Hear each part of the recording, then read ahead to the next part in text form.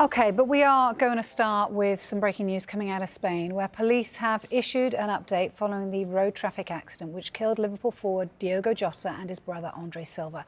Football correspondent Rob Dorset joins us now. So, Rob, look, what's happened today? OK, so look, we've had an update from the Spanish police that are investigating exactly what happened in this accident which killed the Liverpool striker Diogo Jota and his brother Andre Silva. And so we have to deal with this pretty sensitively, I think, because there's an awful lot of people in this country, in Spain, in Portugal, all around the world who are still mourning the tragic loss of Diogo Jota in this case. But of course, the Spanish authorities have to continue with their investigations. Yeah.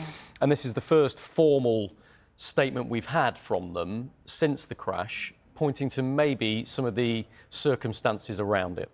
So this is a statement from the Zamora Civil Guard. They've indicated that they think that Jota himself was the man who was driving the car. Here you go, you can see it now. The expert report is being prepared and finalised. I think that's important to stress. This is not the final conclusion here. They're still investigating. Among other things, the marks left by one of the vehicle's wheels are being examined. Don't really understand that. That's pretty technical. But that last bit is significant, I think. Everything also points to the vehicle significantly exceeding the speed limit for the highway. All of the evidence so far indicates that the driver of the crashed vehicle was Diogo Jota himself. The expert report is not yet complete, but as it is subject to a judicial review, it will be submitted to the Puebla de Sanabria court. So if you take the important bits out of that, I think you have to stress that this is a preliminary statement from the police. Yep. It is not the final report by any means. It seems to suggest their belief on what they've looked at so far, that Jota was driving the car when it crashed. And crucially, that's that quote, everything points to the vehicle significantly exceeding the speed limit for the highway. It's not full, it's not finalised, it's not finished.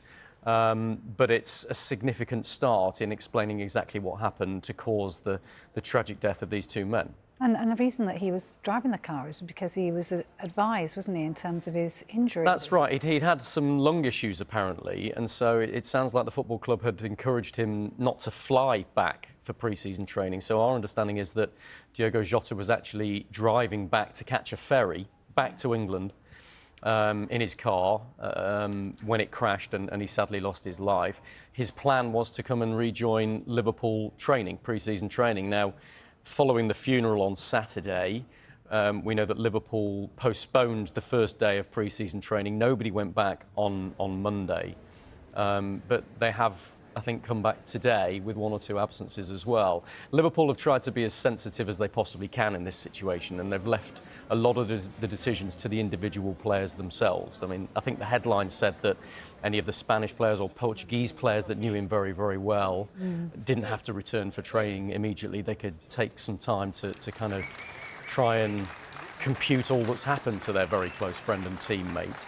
I think Liverpool have applied that to all of the players. If they didn't feel ready to come back, there's no way that Liverpool would force those players to come back. But we've seen some of the tributes that the squad have been laying at Liverpool's training ground this morning when they have returned for pre-season training, and some of the supporters that have laid flowers and tributes as well. And that's why I think we have to, the pictures you're looking at there are of the funeral itself, of course, which happened on Saturday back in his home country. But I think that's why we have to be very careful in how we give you this very newsy update right now. Yeah, I agree. We have to be aware that people are still suffering, an awful lot of people are still suffering, and that's not just Liverpool supporters. And I think the Spanish police will be aware of that as well in issuing this update. Yes. It's not a full update. It stresses that there is still an lot more that they need to investigate and finalise and determine before they bring out an official report concluding what's happened. And it's my understanding there's more than one investigation happening into this crash. There's more than one body in Spain that is carrying out various investigations into exactly what happened. This is just one of them. Yeah. It's clearly an important one. It's a formal one. It's the Zamora Civil Guard who've been looking at this, an official body out in Spain. But just to recap those two key issues that they've made today, which I think are the crux of their statement, even though their investigations are ongoing. They say they believe it was Diogo Jota himself who was driving the car when it crashed, not his brother Andre Silva. But crucially, quote, they say everything points to the vehicle significantly exceeding the speed limit for the highway.